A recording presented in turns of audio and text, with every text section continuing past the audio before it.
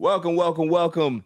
Queens get the money. Mets podcast. We are back. We are back. We are back. Hope everybody had a very, very good weekend, a good week so far. I am Barry Grant Jr. That is Nicole Benate in the corner right there. Silent assassin. We got Tom at the bottom. What's up, Tom? What's going on? So happy to be back. What's up, Nicole? I'm good. I'm good. So glad to be back as well. We got a good guest on, very, very, very, very good guest in the Mets community. We got ToNY Metro on the show. Welcome to the show, my man. Appreciate you for actually giving us the time. Looking forward to it, man.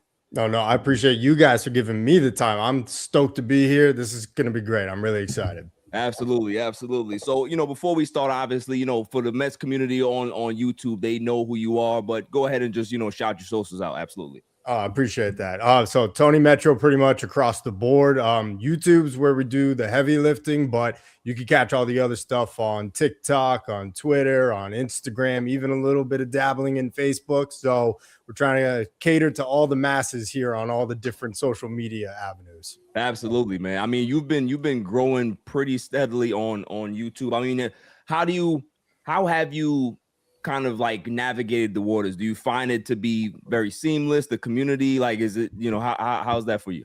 Well, I'll say this, and I think, we can all agree as Mets fans here, there's nothing seamless with Mets fans. We are a finicky, difficult bunch of people, but that is why we all just seem to gravitate toward each other. Yeah. So I would say, look, kind of just getting into the flow and just trying to see what works and what doesn't. And I'm just really grateful for all the people that have viewed my stuff, shared it, liked it, and for other creators like your guys' selves that we can keep propping each other up. Absolutely. We got Armand in here. It's something I've loved about like the YouTube like Mets community. It just makes me feel like, you know what? I'm not the only crazy person here. Once this show starts, you're gonna notice who is the unhinged one on this show. It's not Nicole and it's not Tom. It's this guy over here. I am the super emotional guy that will go off the rails because, some things just bother you and some things but it's just like, you're so passionate as a fan that you want to see this team win. You know what I mean? Let's see here. We got. Oh, I'm sorry. It's all good. I was going to say, I understand. And trust me, if you see me behind the scenes, sometimes it's not always pretty. Not always cool and calm. We got Armand in here. He said, hey, all. What's up, Armand? What's up? We got, Metropolitan reporters in here. Let's go. So let's go ahead and just kind of get into it. We got some really, really good news about Francisco Lindor in regards to his recovery. Looks like he's on pace for opening day without any setbacks. He's already, taking some feeling and stuff like that. So, what are your thoughts about him being able to be on track? And do you think that they should rush him back, or should they take their time with kind of like just letting him settle in and be able to take maybe some extra time due to the fact that we do have we do have good depth in regards to the rotation? So like, what are your thoughts about that? I'll go first. Yeah. Well, obviously it's great news. Kind of when we heard of he had some situation going on, everyone's kind of like, oh, is this going to be an issue? But obviously they took care of it right away. Kind of left nothing to be open of, let's just get it done now. And I don't think they should rush him back. I don't think anyone really would want him to be rushed back, take as much time as needed. Obviously every game does count. And for the Mets, it always seems to be a game or two that kind of changes the course of the season. But, he's our guy. He needs to be healthy. So, let's, we'll see come opening day. But if he's ready opening day, he says he's ready, then, let him play. So, ToNY, what about you? Yeah, I definitely don't want him to be rushed back. That's for sure. But when he got the surgery, we got the 6-week timetable. Hamate bone surgery, it's very kind of tricky because some players just don't seem to respond to it as well as others or have the same type of recovery. So, look, it's up to Lindor ultimately. How does he feel? And how many reps does he get? How many games does he get into? And, just does he get that feeling? We know Lindor's also kind of been a notorious slow starter in the past as well. So, look, I don't want him to be rushed back, But at the same time, if he feels like he's ready to come out and play by opening day, then great. But I would hate to see him rush back, start out in a really tough slump with cold weather and the hamate bone not feeling so great, and potentially let it spiral and get even worse. So I would pick him missing the first week or even 2 weeks of games if it meant, hey, we're going to get a fully healthy Lindor for the rest of the season after that. Absolutely. Tom? Lockstep. I'm in lockstep with you. Like I'm erring on the side of I think the Mets should maybe protect Lindor from himself a little bit, because he is one of those guys that like he wants to be on the field, he wants to be competing, and like he strikes me as a guy that's like, okay, I think the injury's a little manageable, the pain's okay, like it's not terrible, but I can deal with it. And when you do that, I feel like it ultimately just is going to lead to further issues down the line. So I would love to see him on opening day. I just am starting to err on the side of like, let's get him into some games, see if he's healthy, and then if we have to, we'll sit him for the first week. It's not a great look to start, but I'd rather him be healthy later than right this minute. You know what I mean? Absolutely. Listen, I agree with everybody here in regards to just, kind of if he's ready, but you should also be cautious with him. I mean, him breaking the bone or whatever it was, he's been dealing with this for a couple of years now, right? Like he's always said that he's had some type of, uncomfortableness with the actual grip, and he's just kind of powered through it. So he's going to know exactly when he's ready to come back. He's going to know exactly what he's comfortable with and what he can be able to do. So it's really going to be like a partnership here where Lindor is going to be checking in with the staff. They're going to be checking in with him. They're going to make sure that everything is copacetic. So we will know more from Lindor than we'll know from the actual Mets staff and say, oh, hey, he's ready to go. It may be healed, but he's going to let us know, hey, like I'm ready to come back. I feel comfortable being able to grip the bat. I feel comfortable being able to do everything that I can be able to do out there without a problem. So I'm ready to come back. So I'm looking forward to that. But I'm just happy about the depth that we do have, and I want to see exactly how they perform without him there, if it is possible. Because if we do have to miss some time with him, somebody has to step up, and that's where you really see what you have on the team. So I'm looking forward to that. Who do you guys think takes that? Like, let's say it's a foregone conclusion. Lindor's not gonna start the season. He's gonna stay in He's gonna stay in St. Lucie just to get some extra reps. Who do you think takes that? Right now, who do you think takes that shortstop spot opening day? Tom? ToNY? Are you muted again? Muted.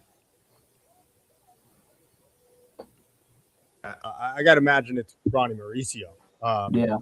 Guy came up as a shortstop. Obviously, he's moved all around before coming up to the majors, and even more so since debuting. But I would probably think it's going to be him. I was actually misinformed about how options work. He has one minor league option remaining, but as it turns out that if he was demoted, I believe it's something within the first 20, 25 days of opening day after starting with the MLB team, that option doesn't actually get exhausted. So my understanding is that it actually would be beneficial to potentially start him on the opening day roster, and he probably makes the most sense. There's a couple other guys. Brujan has actually looked pretty solid in spring training. He's someone that's got some shortstop experience, so maybe he gives him a run for his money as well. I just really want to see Mauricio. Like, we keep hearing all the promise. Like, I really just I don't know how this season.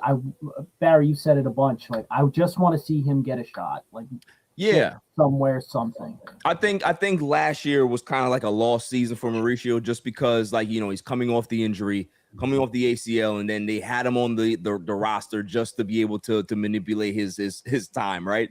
Mm-hmm. So he really had to sacrifice that. So hopefully they can be able to return some good favor back to him and say, hey, listen, we really do want you in this organization. We do believe in your talent. Let's go ahead and just give you a spot or see how you can be able to transition at shortstop. I think he's a natural third baseman in my opinion, just because of his size, but he did come up as a shortstop, I believe. So he does have that athleticism to be able to do that. So give him a shot, see how he plays there, and if you find something, if you strike gold, now you have so many different options that you can be able to utilize this guy at, and that's what you want. You want flexibility. You want to be able to possibly work him out at different positions as well. He might be able to transition to first base too, just like how Beatty. So there's a lot of things that you can be able to kind of do with Mauricio because he's such a talented guy. Hasn't really shown it at the major league level with the bat yet, but I do believe that that's coming just because it's just undeniable. The exit velo that he has off the bat, like the way he hits baseballs. That's a guy that once he gets going, that he has superstar written all over him. So, and the Mets know that. The Mets know that. That's why they're taking their time with him because they want to make sure that they want to exhaust all of their options. And then once they don't have it, all right, cool. You're gonna be here for the next X amount of years, and let's just turn you loose. Make him wear his winter ball uniform underneath the Met uniform. Right. Whenever we listen, he turns into the Juan Soto in winter ball. You know what I mean? It's hilarious. Let's go move forward. ToNY, what are your thoughts about first base? Like, who has impressed you the most at first base? Because to me, like in my opinion, I think Brett Beatty has looked very, very good at first base. I think Vientos has done some good things as well. The bat is very slow in spring training, but you can kind of hopefully, hope that he's going to get that together. But I think Brett Beatty has really impressed me. Not saying Polanco hasn't done anything, but what are your thoughts on first base so far? Yeah, honestly, look, the Mets signed Jorge Polanco in December. David Stern said this is going to be the team's first baseman, and I kind of did a double take, like this guy's never played first base, like very head scratching decision and then announcement. But even after the signing, I've been long saying Brett Beatty should be the first baseman for this team. Yeah. It's such a natural transition for him to just simply move across corners to the other side of the diamond from third base. He's obviously a pretty solid defensive third baseman as it is. And first base, not saying it's an easy one, but it's definitely easier than the hot corner at the MLB level. There's no doubt about that. So I personally believe if I had to put my money down on someone, it would be Brett Beatty getting the most reps at first base. But the one caveat I'll throw into this is ultimately it's also going to be who's hitting the best at the MLB level this year. Right. We've seen glimpses of Beatty in the past 2-3 week stretches where he looks great, followed by a month where he looks unplayable, can't hit the broadside of a barn at the plate, right? What are we going to get from Vientos? Is it 2024 playoff run Vientos, or is it 2025 never got off the ground running last year Vientos? And then the same for Jorge Polanco. He's trying to learn a new position. Is he going to struggle between maybe switching it up and DHing sometimes? And how does his bat play? Does he give you 25 homers like he did with Seattle last year? I think that might be the biggest determinant of who's going to play and get the most reps at first. Absolutely. Nicole? I 100% agree with all of that. Out of that slot of players, Brett Beatty is the better defender out of them. And given, obviously, Polanco, personally, I would like to see him as, a DH and kind of have whoever is performing better offensively, Beatty and Vientos to kind of fight that spot out. But we talked about and seeing, Vientos last year at first base was horrendous. So he's definitely got to take a lot of practice to what he has left, and WBC. I don't know where he's playing there, but definitely a lot of practice at first base if he's gonna take over in there. But as of now, definitely Brett Beatty for me. Tom? I kind of agree. I think I would say Brett Beatty long term. I feel like I could absolutely be wrong, but I feel like Mendoza is gonna make Beatty take Polanco's spot. Like, I'm glad Polanco doesn't necessarily look like a butcher, but I feel like they're gonna they're gonna have more faith that he's gonna be able to be more of a consistent bat than Beatty is, just because, like you said, he has been really streaky. But Beatty's still young. Like you said, he's a really good athlete. I mean, if he can wake up the bat a little bit on a more consistent basis, I could see Mendoza being like, all right, take a kid, go for it. But I feel like they're going to end up relying on Polanco until Beatty actually shows that he can be what we're all hoping that Beatty can be consistently. Yeah, definitely. I remember listening to him in one of the interviews there in spring training, just say he's just so enthusiastic about just working. He just wants to stay busy, right? He said, every day I want to come to the camp. I just want to be doing something. I want to be working on something. So Beatty has that drive to be able to just be a big leaguer. He just wants to figure his way out to get to the bigs and be an everyday player and just stay somewhere, right?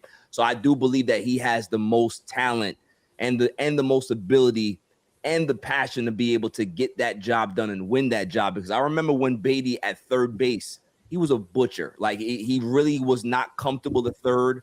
And then all of a sudden, he kept working, and really became very good because he had natural instincts. I believe that that's good. That's going to happen at first base. He just has natural instincts to be a baseball player, and it's going to be a seamless transition at some point. Like, you know, it may take him a month or two, but I do believe that once the season really starts to kick into high gear, Brett Beatty is going to be the first baseman of the New York Mets. That's just the way I see it. You know what I mean? Until if they want to go ahead and upgrade that at the deadline, but I do believe that Beatty is going to have every opportunity to be able to win that job because he does. I just believe he just has the more upside at that position. Mm-hmm. I feel that. Absolutely. Yeah. So we talked about, we got first base, you know, there's some competition there. What is the weakest part of this team heading into the season? You know, we might all have different opinions, but I'll go ahead and ask ToNY, what do you think is the weakest part of this team heading into the season, and what you think that they can be able to either, you know, see if they can be able to catch lightning in a bottle somewhere with some low level guys that could, you know, some high reward, low risk guys, or whatever it is. Like what do you think the biggest weakness is for the Mets? Yeah, I got to say the bullpen. I think that's probably what I am most concerned about heading into the year. I feel pretty good about the lineup. Obviously, a couple things got to go right. I feel pretty good about the starting rotation. I think maybe we'll touch on it later, but I could see a couple bounce backs in there. The bullpen, obviously, we're headed into uncharted waters here. It's the first time without Edwin Diaz outside of 2023 after he got injured in the WBC that we don't have him as our closer anymore since 2019, right? So how does Devin Williams do? Second year in New York now, obviously coming from the Yankees. It was an up and down year for him there. Was it because it was a lot of pressure of New York, or was it maybe a mix of, hey, first and only year with the team and in a contract season? I don't know, but that's going to be huge. How does Luke Weaver look coming over as well from the Bronx? Had some good seasons with the Yankees. Last year definitely was not such a great one for him, at least by his standards that he had built over the last several years. And then two little ones I'll just throw at you as well.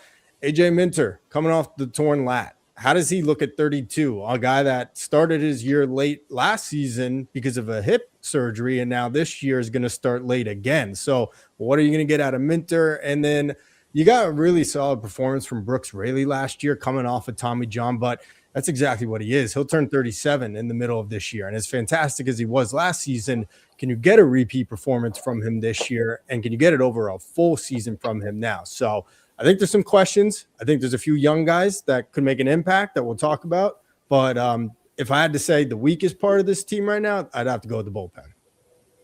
Cole?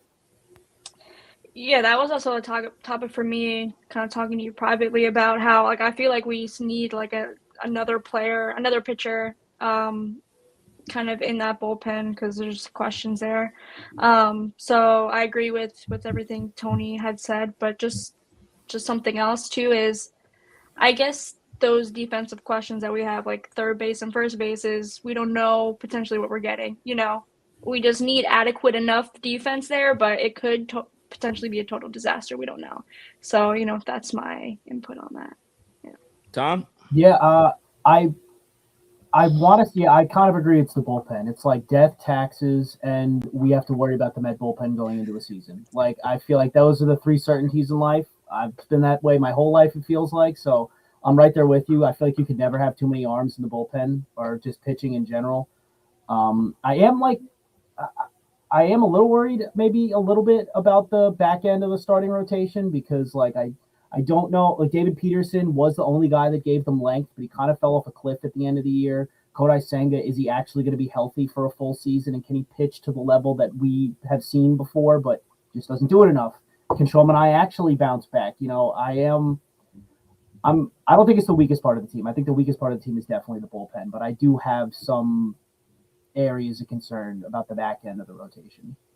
Yeah, no, definitely. I think everybody's in lockstep in agreement here that the bullpen is just they're there's a lot of question marks for me, just because, you know, Tony talked about AJ Minter, like he's literally missed like 2.5 years of playing baseball. Like that is a lot of time for a reliever to not be in rhythm and be able to be throwing and be consistent, right? So you don't know what you're getting out of that. And he also too, like, where are our lefties?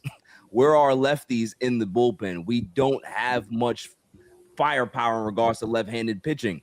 Where are the gas throwers as well? Like, you know, you need guys that can be able to just, you know, get a lot of swings and misses. We don't have a lot of that. So there's a lot of concern here, even with Devin Williams. I think Devin Williams, I do believe that he's going to have a decent season with us. But again, he's not somebody that throws hard, right? We're used to a closer that can be able to get behind in the count and then be able to throw fastballs by you and get out of jams.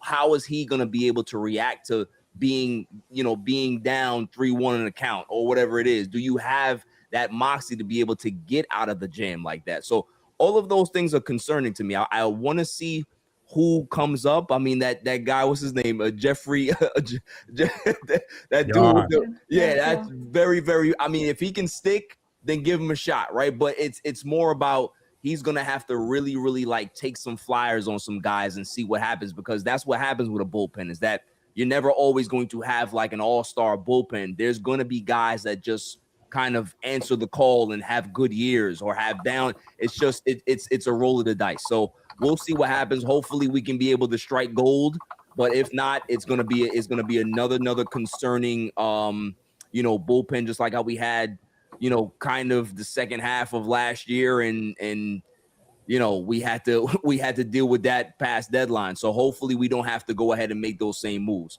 What about Ryan Lambert? The dude was eating 30 raw eggs, so he could throw 100 miles an hour. There's the heat. What a story that is, right? Like the guy got cut. The guy got cut in college and then decided to just say, all right, I'm just going to repair and just like, what kind of story is that, Tony? Like, have you ever heard anything like that? No, the only thing it can compare to that I remember is that college NFL, or that became NFL lineman, that had that gross milkshake he was drinking every day. It was like a muscle builder plus like eggs and Gatorade and the nastiest stuff. Yeah, that's commitment. He was radioactive when he was going onto the field. Yeah. Listen, man. So if Lambert can be the guy, then we have something. If Dylan Ross can come up here and do something, great. You know what I mean? But it's more about, you got to prove it. We got to see it. There's no real guarantee, and that's a big concern. Moving on. Let's go ahead and go talk about the bullpen. I mean, excuse me, the starting rotation. Right, we'll talk about this, and then we'll go into the actual rotation as well. Ron Darling said something that I think I 100% agree with, that it's time for us to not have a 6-man rotation. You know, we do have depth in the rotation, but instead of building our rotation around a guy, we need to be building a rotation of guys that can be able to make the rotation and you have trust in. So, you know, my thoughts about it is that, yes, I do believe that Senga needs to step up, and we need to just have a solidified 5-man rotation. And whatever happens. If he falls out of the rotation, that's his business, and somebody else is going to step up. But I think it might be time to end this 6-man rotation stuff, because I don't think it's worked. I don't think it's worked since we have instituted it here. So it's time to maybe do things a little differently. Tony, what are your thoughts about that? Yeah, I completely agree with Darling. And I said this last year, actually, right before he ended up taking the minor league assignment to go pitch in Syracuse. Yeah. It hasn't worked, like to your point. And a large part of the reason it hasn't worked is because Kodai Senga himself hasn't been able to stay healthy. Right. Missed virtually all of 2024 outside of that one start that he got hurt in, and then missed the rest until the playoffs. So I think it's just one of those things where you need to have an understanding of how the rest of your staff feels about it. But if there's any inclination that it could throw those guys out of their rhythm from getting 5 full days of rest as opposed to 4, like they've become accustomed to throughout the rest of their MLB and the rest of their college career, then is it doing more harm than good to have Senga, especially, like I said, making all these accommodations when he's getting injured pretty often, and doesn't even actually get on the mound for you. So I'm totally in agreement with Ron Darling's statement on that. Absolutely. Nicole? Yeah, I mean, at the end of the day, he's a major league pitcher. He should be able to go out there and give us a quality start, every time. He needs to work on whatever it may be to kind of be able to stay out on the field as, long as possible. Luckily, the Mets have enough depth that if anything were to happen or we need to throw another guy in there because he can't make the rest of the start, like we have those options. But, at the end of the day, we saw what Senga was his rookie year. Like he was a really, really good pitcher. And, he has to work back up to that. I know there was like conversations that, the Mets wanted to trade him this past offseason. He's like, no, I'm going to work on it. I want to be here. I want to be a Met. So, we have to see that, like what he's able to do in the offseason, the preseason to kind of lengthen out, his durability and stamina and stay in the games and give us some quality starts. Hey, you know what was going to help him as well? Not having Pete Alonso throw over his head. Yeah. If I would have said that when this Pete stuff happened, you would have jumped through the screen and killed me. I just want to say. I might have said it then, but no, I agree. I agree with all you guys. I just I guess a little bit. I think like pitching nowadays is just so fluid. You know what I mean? Like there's always constant changes to starting rotations, bullpen games. Like I guess I didn't really totally think about it like that, but you're right. Like if we're talking like this is Kodai Senga's first year coming from Japan with the Mets, and you're trying to work him into the major leagues, I kind of get it. But at this point, he's been here long enough. You know the deal with Major League Baseball. You got to be healthy. You got to make your starts. You got to do it on our timetable. Like ToNY said, especially if it's going to affect the guys that are pitching ahead of you. If you can't go, okay, if you can't give us the length, if you can't give us the time, okay, maybe you're a bullpen guy. Maybe that's it. Maybe an answer to the bullpen is putting the ghost fork out there. I don't know how receptive he would be to it. I don't remember if they ever had conversations with him about doing it, but like, we're here to win now. Like I can't be. My concern in the pitching staff is Freddy Peralta comfortable. Is Nolan McLean, is he comfortable? Those are my two concerns right now. I'm not concerned about Kodai Senga's comfortability in the rotation. You got to go out and perform because I want him to be so good. I was so excited. We were all so excited when he got here. It's time now. Now it's time to nut up or shut up. Yeah, I mean, I think. Listen, if they can't get the 5-man rotation, I think that the best option is piggyback him and Sean Manaea together and do it that way, right? Because, both of them have not proven over the last year that they can be able to sustain anything. Obviously, we got Manaea with the bodies in his elbow and all that stuff. But again, it's about we got to lock this in, and whoever cannot manage it, or they can't deal with it, they're not up to snuff, then we got to figure it out because enough is enough. Let's go ahead and talk about the rotation guy at the top, whether you want to call it the opening day guy or just the franchise guy. Freddy Peralta. Does Freddy Peralta get the extension before the season, or are we talking about this going into the season and possibly, then we're talking the off season? Me personally, I hope that they get this done before opening day, just because it's not going to be a talking point for anybody. There's no distractions. He can be able to focus on what he has to do. And also, too, the guy wants to be here. The Mets want him here. It's just about figuring out the length of the contract, the dollars and all that stuff. But, I believe that they should get it done before opening day. And I do believe that when the dust is settled, I think they settle on a 5-year extension for Freddy Peralta. ToNY, what are your thoughts about that? Do you feel that, they look close to signing an extension with them before opening day, or is this going to play out during the season? And it's hard to say. I'm with you. I really hope they do get it done. I would even be willing to go to a 6th year if that's what it took. I wanted Freddie all offseason, even before the Brewers officially kind of made him available. So yeah. I really hope they get it done. I can't tell which way it's leaning. Every time Freddie's been asked about it from the media, he's kind of been tongue in cheek about it. Kind of had like a wry smile on his face, no comment, or like, working on it, stuff like that, right? So I can't really get an idea of where they are, but I am sure they've had conversations. And I do actually think it is almost like a deadline kind of thing, where if it doesn't get done before opening day, that David Stearns in the front office, along with Peralta's agents, are not going to discuss it during the season, because then it just becomes an even bigger distraction. So I do think that it is like a kind of deadline situation prior to opening day if they want to get that done. Absolutely. Go. Yeah, for Stern's sake, I think to save a few dollars, to save a few years, he has to get it done before the season, because we don't know what Freddy Peralta season is going to look like. He can win a Cy Young, and then all that price goes up, skyrockets. Yeah. And for me personally, those types of deals I like to see get done in the preseason, off-season type stuff, just because now, you said it's not a talking point the rest of the season, and we don't have to worry about it. Or come, postseason, it's like, oh, we really want Freddy Peralta. We already have him, so we're good. And to kind of get that first year out as well, because it is New York, so it is a different vibe than Milwaukee. So to see how he fares as well. But this is a player I think that we definitely need, going forward in the future for this team. So, yeah. Tom?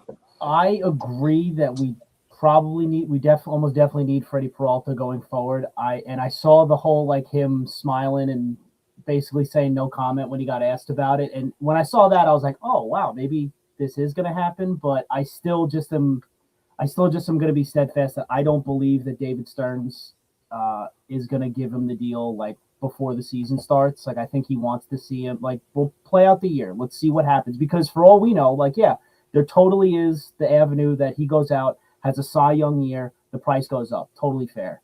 One, we still have a work stoppage and a lockout coming, so we have no idea what next year is going to look like or next offseason is going to look like. Two, that Cy Young year could also I'm not going to say it, but it could go the other way. You know what I mean? So I don't know if David Stearns is going to be like, here, take all of this money, take all of these years, take this commitment, even though I've shown really no evidence that I really enjoy spending money and long-term contracts on pitching. I'm going to give it to you now. Like, I know he probably knows Freddy Peralta better than any of us, because I'm pretty sure he was the guy that brought him into Milwaukee.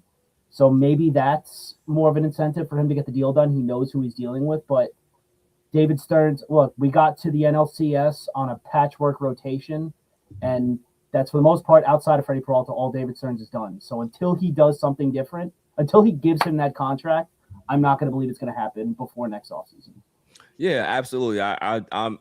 I'm with you in regards to that mindset. I still believe it's going to happen before the season starts, just because, like you said, it's familiarity. They know each other. He traded for this guy and developed him in Milwaukee. He knows what he's dealing with. And also, too, you got to remember, when you sign a guy to an extension or a contract in New York, you got to factor in a mulligan year.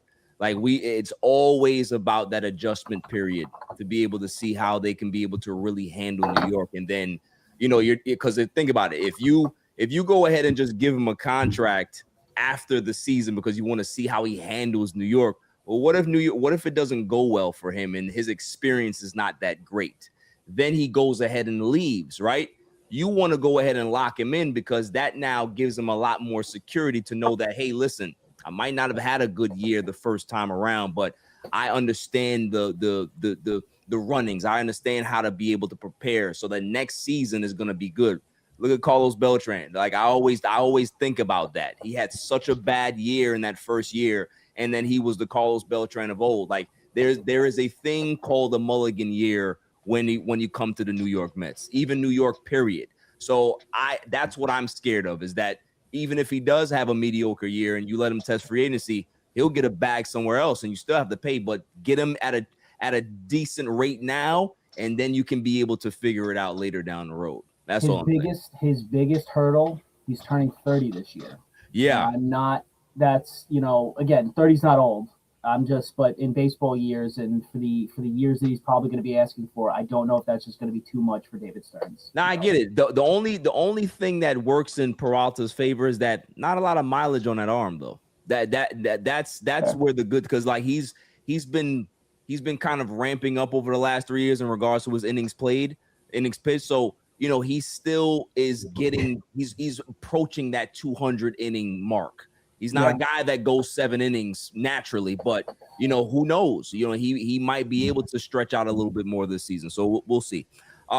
Moving on in regards to if we were to go ahead and just design our starting rotation, everybody has their 5 guys. Who are your 5 guys that you actually want and why? And if you want to put it in order, you can be able to do that. But I would love to know what your 5 guys are. ToNY? All right. So I think first 2 off the bat, we were pretty certain about Freddy Peralta, Norman McLean. So we can get that out of the way.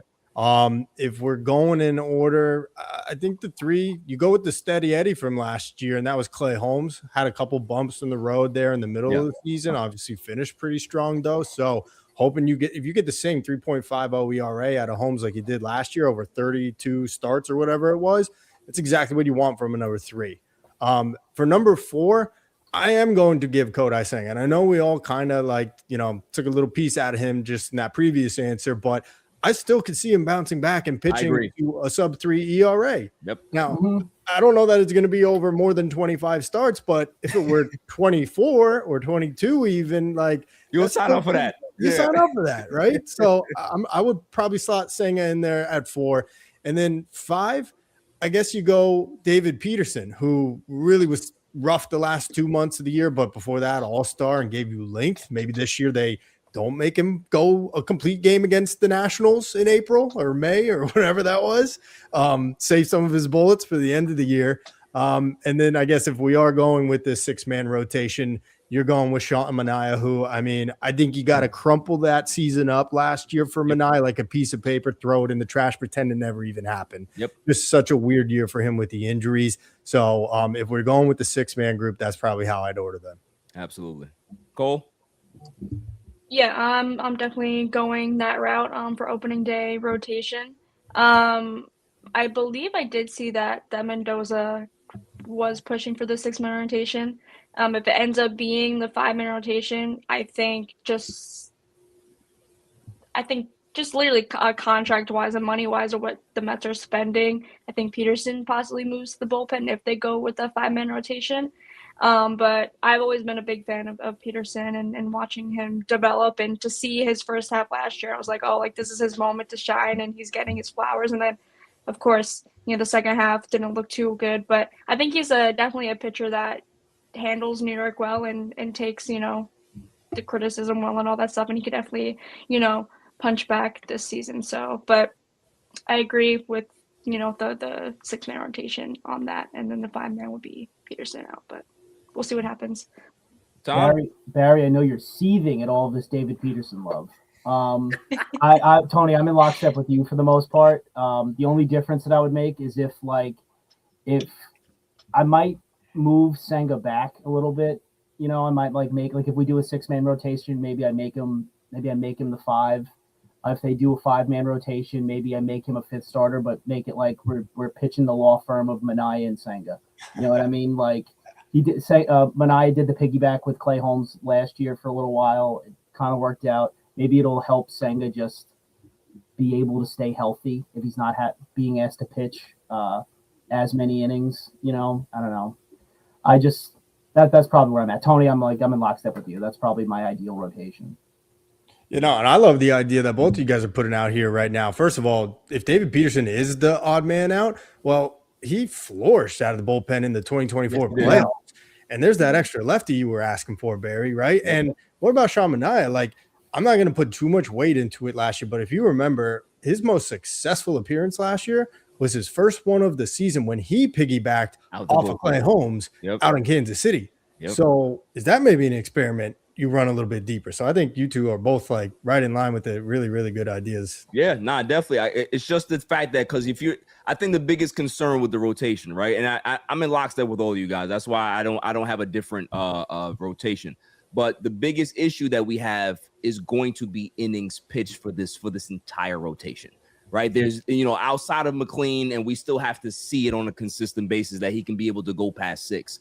There's not really anybody that can be able to go past 6. So you have to get creative in regards to how you're going to be able to get to your late innings, your 7, 8, and 9 guys, right? So they may have to do this piggyback thing. They may have to get creative. you know, the thing is with Mendoza is that he's very quick to go to his bullpen, and I don't know if that's the smartest thing to do to start your season, to be able to wear your bullpen out. I think he needs to give the starters a chance to be able to get out of jams and figure it out early in the season, because that's going to build some type of callus for them, right? If you continue to just throw them out as soon as they get into trouble, they're never going to learn how to be able to battle through that. And you have to give them a little bit of leeway. And that's kind of like one of the biggest takeaways that I kind of disagree with Mendoza on a lot. But, you know, hopefully he'll be able to strike a good balance this season, because it was way out of balance last season. So, you know, I don't want you to like go the other way and course correct too much the other way, but you need to be able to have a fine balance. Oh yeah, I mean, the beginning of the season is basically extended spring training. You know, Yeah. I'm obviously not saying that early in the season doesn't matter. You can't dig yourself into too big of a hole, but we've seen the Mets dig themselves out of some ruts before. Like, let starters figure stuff out early in the season, and don't, like you said, Barry, don't kill the bullpen within the first like 2 or 3 months of the year. No, definitely. All right. This is my favorite topic right here. Right field. Who is, listen, all the guys that are playing right now are playing tremendous, right? Everybody looks really, really good in right field. You got Benge, you got my man Mike, talk to him. Talkman. You have MJ Melendez, you have what's the other guy?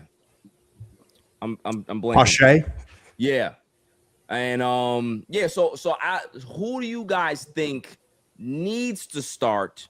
Who's gonna go down? Who's gonna be the bench? Like, because for me, I think that Carson Benge has earned the spot. Give it to him. Let him start the season, because he looks comfortable. He hit a home run today. Looked really, really good. And I think Mike Tauchman should be the guy that comes off the bench, just because you have the veteran presence. Mike Tauchman is a great on-base guy. You know, Benge's career in the minors as little sample size as it been, is a good on-base guy as well. I want those two guys. Everybody else is cool, but I think those two guys should be the right fielder and the bench guy. Thoughts about that? We'll start with ToNY. Man, my answer, if you had asked me this last week, would have been different than it is today. I think it should be Carson Benge now. Yeah. I had said that let Mike Tauchman get it. I would actually kind of prefer him to just win this job so outright, so that there's no undue pressure put on Carson Benge, right? Yeah. Let him go start in AAA for the first month and a half or so. And then when there's going to be the inevitable underperformance from somebody, he can come up and he's got a little bit more, you know, under his belt in AAA, but he looks good, man. He looks really good in spring. Very comfortable. He looks comfortable. That's a perfect word to describe it as. But look, he isn't exactly facing the cream of the crop MLB pitching. It's a lot of AA, AAA guys, a few MLB arms still mixed in there. But he looks like a pro. He talks like a pro. He handles like, walks like one. I mean, it's like, what is it? Quacks like a duck. Looks like a duck. Yeah, absolutely. Right? So I don't have a problem with any of them, but I think I'm officially ready to lean into Benge winning the opening day job. Yeah. Cole? Yeah, I agree. When we went over this, even on the All Even podcast, all I said, he has to play good enough, and he's my opening day, right fielder. So going back with the bench, though, I believe that Melendez is a major league contract. Tauchman is a minor league. Yeah. So I don't know if that's potentially going to play into it if they pair up, side by side with the rest of the preseason of spring training. So, Melendez obviously hit 2 home runs the other day. Tauchman had a home run. They both look good. Veteran-wise, I think, Tauchman has the leg up in that, just from his journey on teams has been, pretty solid. So we'll see with that, but I don't know, again, if the contract's going to play with it with David Stern's end, if, we're giving this guy a major league contract and this guy minor league contract. Thank you, Armand. Armand said that Melendez is a split contract. Yeah, that's good. Okay. Yeah, so we'll see how it plays out, but definitely want to see Carson Benge, there on the opening day roster for me personally. Absolutely. Love the kid. What about you, Tom? Tony, again, I'm right there with you. I originally would have thought that David Stearns would have just said, Talkman, take it. You know, he's experienced. He's been around the league. He's played in with the Yankees. He's played with the Cubs. Like, he's got like big market appeal to him. But I feel like you have to just play Carson Benge just to see what you got. And especially, like, you obviously don't make decisions for the fans or you'll be sitting with them. But, like, we lost a lot of guys that a lot of fans were like homegrown guys. Like, we let him go. This is like our homegrown guy coming up to be a budding star, you know? So probably, you know, ease everybody back into the season that you got a guy that's performing really well. He's one of our own. Put him in right field and let's see what happens. So I agree. I think let him start. Let's see what happens. Again, like I just said, the beginning of the season is basically extended spring training. Let him get his reps at the major league level. And if you got to send him down, that's fine. Conforto went down and he came back up. He was fine. Like, we obviously want him to have a better career than Michael Conforto did. But dude, I'm never gonna forget 2015 ever in my life. Listen, he broke my heart. That's why I'll never speak his name on the show. Oh, it's Scott Boris's fault. Boris's fault. The biggest thing for me is that I think that I want him to start. I think he should start, but there is some room for him to be able to be called down. I always think about Chris Bryant, 2015. Chris Bryant tore it up in spring training. He was the best player for the Cubs on the field. Like, nobody was better. They sent him down because they were like, you're not ready yet. And then a couple of weeks later, they got him up there just because you want to just be able to give them a little bit more time, because sometimes those lights are too bright and you don't want to shock guys too early. That can be an option for the Mets too. I don't know if they're going to go that route, but if they do go that route, I don't think it's a bad route to take for Carson Benge, just because you know what you're getting defensively. This is a guy with a plus arm at right field. He can be able to defend. He looks very comfortable at the plate, but at the same time too, we are talking about, like Tony said, this is the big boys now. This is major league hitting. So if you can be able to give him a little bit more seasoning, so there's nothing wrong with that too. So any option or any way they go about it, whether you're going to be able to delay him a little bit and bring him up or start him out right, I think the Mets will be good enough, just because the lineup, there's protection there. There's some balance there, and you don't have to necessarily put him as high as you need to put him. You can put him right there at 8-9 and be able to you know, work his way into rhythm and be in that lineup. So, you know, either way, but I love the kid. I think more than anybody that the Mets have talked about over the last few seasons, he looks like a Major League Baseball player. He just has the look of a guy that's just an everyday guy. So, you know, hopefully he can be able to you know, prove everybody right. Moving forward, what young guy that we know is not going to make the team has kind of impressed you the most, outside of maybe Christian Scott? I think Christian Scott might have a chance to be able to make the team, but you know, my biggest surprise, I think, is either Nick Morabito or AJ Ewing. I think that both of those guys, they're just grinders, right? They're just different types of baseball players, fast as hell, can be able to do a lot of things. What are your thoughts on that, Tony? Like, what young guy, what young prospect is really turning your head and saying, oh, I didn't even have him on my radar really, but he might be able to have some impact, you know, later on in the season, or we might be looking at a guaranteed 2027 spot for this kid?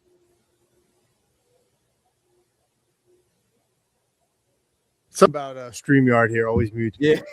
Now we're even frozen. Okay, there we go. Sorry. Anyway, I think there's a certain reliever in our minor league system that we may be talking about later. Is that correct? Okay, so we want to talk. I'm not going to use him, but that would have been my answer. So I'll go with Chris Suero, who I just posted a video about today. Yes. This is a guy that was born in the Bronx originally, had dual citizenship, so went to the Dominican Republic to participate in academies. He moved there when he was 15.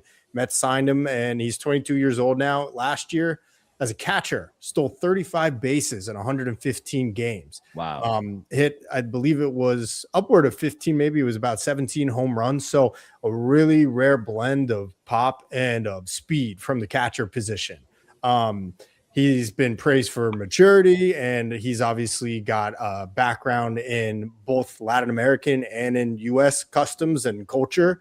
And so he's also bilingual, of course. So he's been integral in some of the clubhouses that he's been a part of in the Mets minor league system. So this is a guy where he hit a home run yesterday, hit another on Sunday. And once I started researching him more and I heard all of those things about him, I'm getting really excited about this guy. He's probably not going to touch the majors this year, but 2027 would not be surprised if he's potentially knocking on the door. So absolutely. And also too, he plays multiple positions. It's not just catcher. That's one of the things that you don't really see much from a guy that plays catcher, to be able to play multiple positions. So that in itself might be able to get him a leg up on everybody else that's coming through the system. Absolutely. Like Suero is definitely good. Nicole? The player for me personally, I think is Nick Morabito. Watching him play, the last few games, last week, watching him make some of the throws were, really kind of opened my eyes, and him hitting has opened my eyes. I'm like, who is this? Who is this kid kind of shining here in spring training? Unfortunately, like currently, we don't really have an opening for him in the outfield. We have obviously Soto, Robert, and whoever ends up in right field. But definitely maybe potentially like a later season guy that comes up and kind of maybe makes an impact, or potentially right field kind of opens up to more players if those players we talked about don't potentially work out. But definitely that was the guy that kind of opened my eyes up this spring training that made me, interested. I'm like, oh, okay, we got talent like down the board of these players are really shining in spring training. We got some speed demons on this team, man. Definitely. Yeah. Old school baseball. That's why it's Nick Morabito and AJ Ewing for me too, because I love to see how fast they're like. AJ Ewing covering ground in the outfield, just as somebody that like loved playing center field as a kid, is just amazing. But ToNY, I have to admit, I saw your video about Chris Suero, and I was like immediately like, I had no idea who this person was, and I just fell down a rabbit hole being like, wow, this guy feels like the vibes that I want on my Major League Baseball team. I understand that he probably isn't seeing the majors this year, but he does look really exciting. I think one of the things that I've loved about this spring training is like going in, like during the off season, we heard that they were talking about all of this young talent that the Mets have, and we haven't seen a lot of it for the most part. And this spring training, I feel like maybe more than others, or maybe I'm just looking at this year. We haven't seen, like in the past, we haven't seen a lot of that. Like this year, we're seeing a lot of these guys that like they promised us are going to come up and help this team in the future. We're seeing a lot of them perform right now, and it's exciting. But AJ Ewing and Nick Morabito just, again, are probably my two, because I love watching them play the field. They're defensively really, really great. Absolutely. Real quick, guys, what are your thoughts on Luis Robert? Like, is he coming along? Like, is he going to be on track? ToNY, what are your thoughts on him? I think he should be. They said the plan was for him to get slowly introduced into games. So we know he's participated in a couple of sim games on the backfields and stuff like that. So that's good sign. But from what I've seen while I've been there in person down in Port St. Lucie over the last couple of weeks, he is attached at the hip to Juan Soto. Oh, I love that.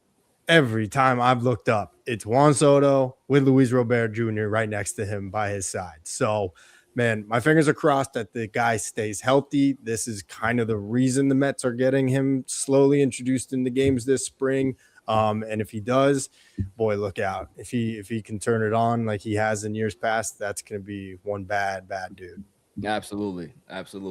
Now, all right, let's go ahead and just paint the scenario here. Devin Williams doesn't work out at closer. He's struggling. There's AJ Minter is not ready. I don't even think that he would be fit for the closer role anyway. Ryan Lambert. Is Ryan Lambert the future closer for the New York Mets? ToNY, you're up. All right. Let me just say this dude is wow. He's something else. Like we talked about the egg story earlier. Like that's crazy. That's unhinged. That's the kind of mentality you want from a closer, right? Mm-hmm. So he definitely profiles as one, throws 102, just seems like a dog on the mound. And we saw him just carve that Toronto lineup apart. Again, he's not facing Vlad Jr. or any of the big boys in that lineup, but he looked really good. So I cannot say right here, right now, he definitively will be the Mets closer of the future, only because we know how hard it is to, number one, be a closer in this league, but number two, to close in New York. Right. So I won't say it, but he has all the makings of being a closer for this team one day in the future, and someone that I definitely think pitches some very high impactful innings for the team this year. Absolutely. Cole? Yeah, after, the past couple of years having Edwin Diaz be our closer, it's big shoes to fill. I think only time will tell with really anyone, taking that new role for us. It's definitely going to be a shift for even the fans of not hearing the trumpets come out. I think, if he makes the team at some point this year and we see how he progresses in the bullpen, and then, okay, he's doing really, really great, then move him into the closer role if needed.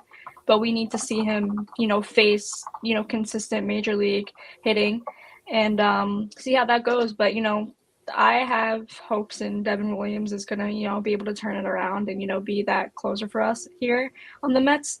But, we never know. And, Ryan Lambert has been crazy, in spring training. So definitely an exciting player to have and to see, like, okay, now again, like, more options are available and like this team is just looking better and better as we see the depth that we have, for me personally.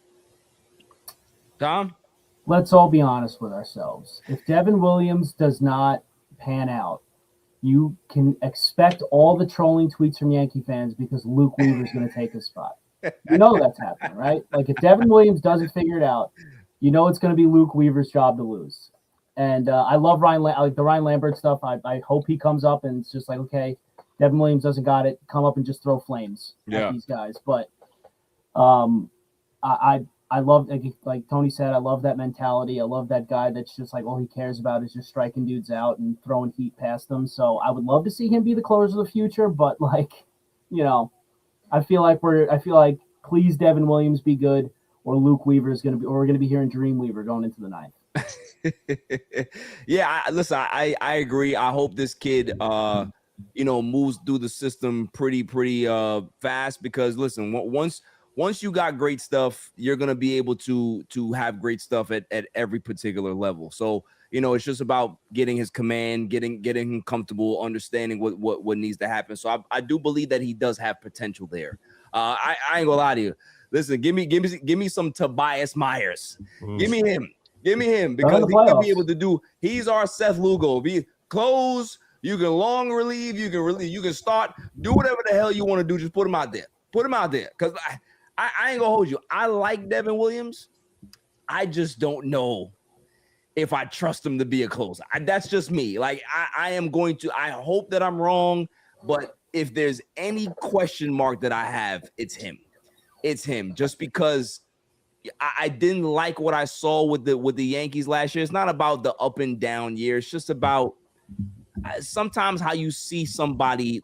Sometimes they have this deer in the headlights look, and he had that look a lot last season with the Yankees. It's the same thing with Edwin Diaz, but he figured it out. So I'm gonna hopefully that he can be able to have that. Okay, I had my shock moment in New York. Let me go ahead and settle down now. But that concerns me. And when guys have that deer in the headlights look in New York, sometimes you can't come back from that. You know what I mean? He had to deal with the ghost of Mariano Rivera. He's going to come to Queens and he's going to be just fine. Wait, what is? It's not the ghost of Armando Benitez? No. Oh no! I mean, anything that ghost comes around, he's like, oh, I can't be that bad. Yeah. Oh man, moving on. Last topic before we get into Juan Soto. Did you guys see Brandon Nimmo's comments? Yeah, I did. Really interesting. Like, I am curious to know what my panel thinks about this, because I have some thoughts, but I want to hear from you guys first. Tony, what are your thoughts on what Nimmo said? All right, so first let me say I can never say anything bad about Brandon Nimmo. Same. I love Nimmo. Same. Like, nothing but love for Nimmo. So I wish him the best in Texas. Yeah. But I actually give him a little bit of credit for having a little bit of self-awareness in some of those comments. Like, to mention how he thought maybe he spoke too much in meetings and people kind of maybe tuned it out or didn't like it very much. Like, I'm curious to find out, when does he think that began? Was it just this last year, or did it have, a couple years ago? Because that would kind of be an interesting wrinkle to all of that. Yeah, that would have been a good follow-up question. Yeah. And I guess my other thought was, you know what, with the whole batting practice and how we, delayed it and stuff like that, kind of brings up the whole Tommy Pham comment from a few years ago. And I know he credited Nimmo with being one of the hard workers in that group. But look, I didn't think that it was anything too crazy, and it'd be a surprise to me if those are part of the reasons why the Mets failed the way they did down the stretch last year. But at the end of the day, like I said, love Nimmo, and I do believe he fully invested and put every part of his heart into trying to win a World Series for this franchise. So absolutely. Cole? Yeah, and obviously Nimmo, lived and breathed the Mets. I think he's kind of taking the divorce route. He's still kind of living in that pain that he's not a Met anymore a little bit. But seeing those comments, and more specifically the coming out of, batting practice and not wanting to do that and taking the field late, I personally don't see as an issue as long as he's performing on the field. He's definitely did have streaks where obviously he's not showing up, but if his health matters more, than him kind of taking running drills or fielding drills out in the field, for me personally, I think that he played well enough where he didn't really necessarily have to be out there with everybody. But that does show leadership qualities, which I get. Like, you want to be out there with the guys and taking batting practice, but we're not there on the field or in the clubhouse. We don't know how things are also going on behind the scenes. Him speaking up during meetings, I think we've heard that there were multiple leaders in the clubhouse. There's Lindor, there's Alonso who spoke up at moments, Nimmo. But if he's kind of getting the vibe that, okay, maybe these guys want me to shut up, maybe you should shut up. I don't know. I feel like that should be the case. If you're feeling that way, you're obviously getting the vibes off the players that, okay, maybe I'm saying too much. And maybe he just put himself in that role of the leader. Like, he saw himself as the leader and not everyone else did.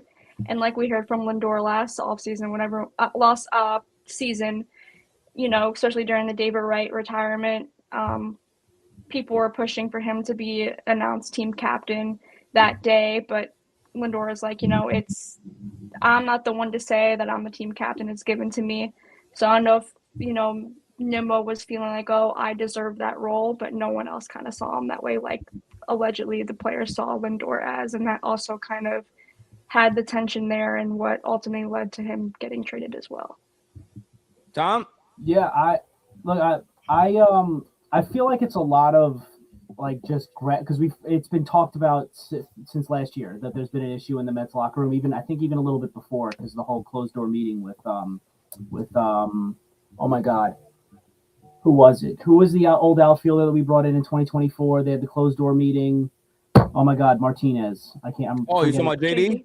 JD Martinez, yeah. Like there's been issues in the Mets clubhouse going back to even 2024, and I feel like everybody is so invested in figuring out what that is that we're just kind of grasping at straws, trying to find any reason that, oh my God, this is the reason that he got ousted. This is the reason that it all blew up. Sure, Nimmo might have spoken up a little bit too much in meetings. Sure, Nimmo might have alienated himself maybe a little bit with the batting practice thing. Maybe that's all true. Maybe it's not. Like, they've said it over the offseason. Not everybody in the clubhouses are friends. Like, they're just there to play baseball. Some of them have clicks. Some of them don't. They're just dealing with, like Nicole said, they're kind of dealing with a breakup. You know what I mean? Trying to figure out any way to justify why this happened. We just need the season to start so everybody can just move on. Let him go be in Texas with Jake, and we'll deal with Queens. Yeah, I agree with you guys. I think it's one of those things where when you stay too long on the team, sometimes your voice gets it just gets worn out, and it's just time for a change. Like, there's nobody's fault, right? Like, Nimmo didn't do anything wrong. Whatever he did there wasn't anything wrong that he did. But sometimes, you think about clubhouses, they change every year. They change every season. There's different personalities in there.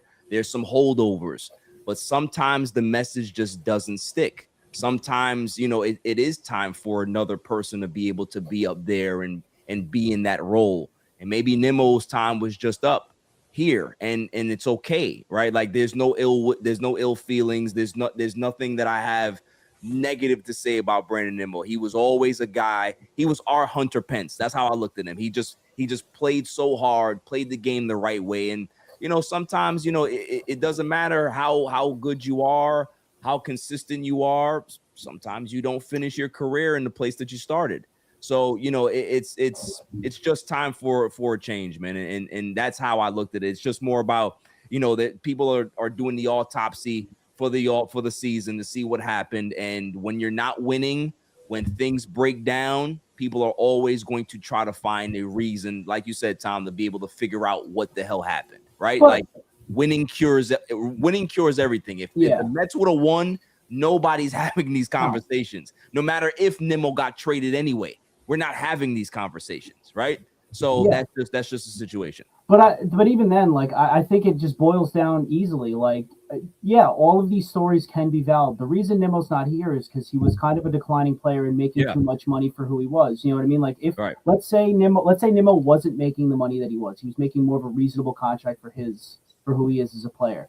I don't think anything that's been said is enough for them to be like, okay, no, get out of here. You're a cancer in the locker room. Like if he was on a more manageable deal, I see Nimmo still being here. He's probably still here, You know, like even if the Mets went out and won last year, I still think Nimmo probably gets traded because he's a declining player and he's making too much money. You know, so like I just think all the what's wrong with the Mets locker room stuff, there might have been something there, but I think it's all overblown. Nimmo was literally just a money and impact player move. You were not performing to the contract that you have. You need to leave.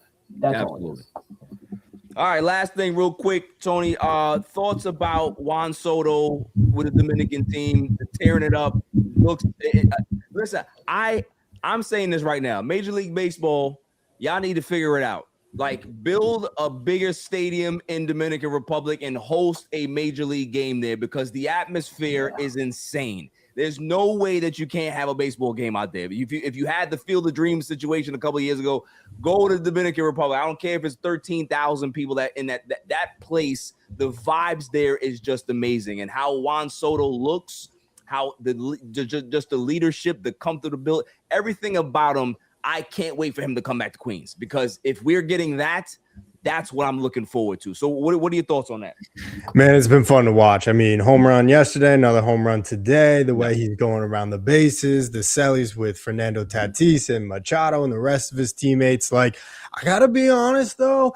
I'm a little jealous because like I was thinking we were gonna see a lot of that last year, and we didn't. No shuffle, none of that. Yeah, no shuffle, like none of the like gyrations after the home runs on the way back to the dugout. So like, look, I think Soto has looked so much more comfortable from what I saw up close and in person in Port St. Lucie this spring. And look, if the Mets are winning big games and he's a big part of it, we're going to see a lot of that from Soto this year. I really do believe it. I think he's just feeling a lot more loose now in the Mets, spring training home and eventually at Citi Field when they start the regular season. So it's been fun to watch, but I'm with you. Forget the Field of Dreams walking through corn in Iowa. Give me a full weekend series in the Dominican now. Listen, I get a ticket and go there, Tony. That's how I'm looking because the vibe is crazy out there, man. They got to make it happen. Nicole, what do you think?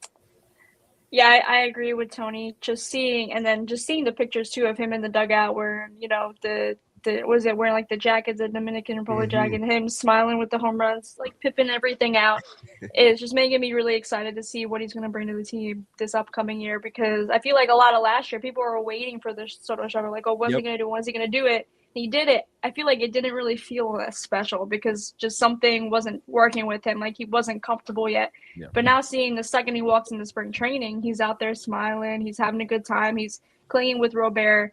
It's definitely going to be really, really excited to see what he's going to bring this year. And his comments towards, Shohei Ohtani, like, I'm coming for the MVP. Like, that's what we want to see, as Mets fans, is see Soto being Soto and seeing that shuffle just him doing it because he wants to do it, and not for the fans begging just to see a little glimpse, and him smiling, him, getting closer with the players, having those relationships, and being a Met and being comfortable being a Met. So I'm excited for all that. Yeah. Tom? Yeah, I agree with all of you. Like this finally looks like the Juan Soto that we were expecting last year, because again, like we mentioned at the start of the show, there was a weird vibe last year, and you felt it with Soto too. He wasn't the Soto that we're seeing right now. Like this is his second year in Queens. This is his home for a while, and now he feels like, okay, this is my team. I'm gonna go show out now, and we're seeing it with the WBC, which is really exciting. And I love the WBC. I like being able to just see like meaningful baseball when we're just stuck watching spring training games, which are fun, but they don't really mean anything. You're watching a lot of guys that you've never heard of. But I just want it over. Can I fast forward through all of it? Let's get to the regular season. I want to see Juan Soto pipping home runs in Queens. That's all I want. Nah, definitely. I agree. And also too, like, if there's any guys on that Dominican team that feel like they want to be out from the major league team that they're on now, Soto, just start recruiting. Right. You know what I mean? Just go be like, hey guys, we got space. Hey, listen. We'll find a spot for you. In regards to the pipeline, there's more Dominican players in Major League Baseball than any other. So, that's where it's at. And also too, for me, I love the way Tatis look too. If we can be able to figure that out. Yeah, where's he playing? I don't know. Bring his behind the Queen so we can have Soto and Tatis for the next 10 years. I'll sign up with that. Give me that. Pick him up from the airport. Yeah, exactly. ToNY, this was great, man. Thank you so much for coming on and talking with us for a little bit, man. We really appreciate it, man. All the best to you. Good luck with the channel. Good luck with everything, man. Is there anything that you want to say closing, leave your socials again? No, hey, well, first of all, thank you for having me. This was an awesome conversation. You guys all are tremendous. I mean, good luck to all of you guys in here on the channel and on the podcast and everything. And I do want to commend you guys, because I think we just did something that's not been done in the Mets universe in a while here. And that is, I think we just spoke for over an hour, and not once did Pete Alonso's name come up in this conversation. It's not because I don't love Pete, but I have Pete Alonso fatigue right now. From everything on social media. So I gotta give it up to you guys. This was awesome. Really, really, really appreciate being on. Of course, man. Of course. Definitely leave your socials again where people can find you. ToNY Metro, all across the board. Yeah. So listen, I have talked enough. All right. We like ToNY said, we love Pete. But Pete's is in Baltimore right now. Like we are doing Met stuff. Good luck to Pete. I hope that you take the Yankees out. I hope that you do what you have to do. Okay. But we are focused on the Braves and their matter of fact, Jurickson profile. What the hell is going on with really? I got nothing. I have no comments on that. The fact that the man got dinged for it last year, he got dinged for it this year. He's not getting paid. Boy, the Braves are in a bad spot. Dude, when you're in the same division as Juan Soto, are you sure that you're not just going to start putting needles in your ass to make sure that you keep up with those numbers? Come on now. Listen, you hate to see it, but at the same time, you love to see it. That's all for the show. Until next week, we'll be here on Wednesday again. I don't know what time, but we'll figure it out. Stay safe, stay cool. Peace.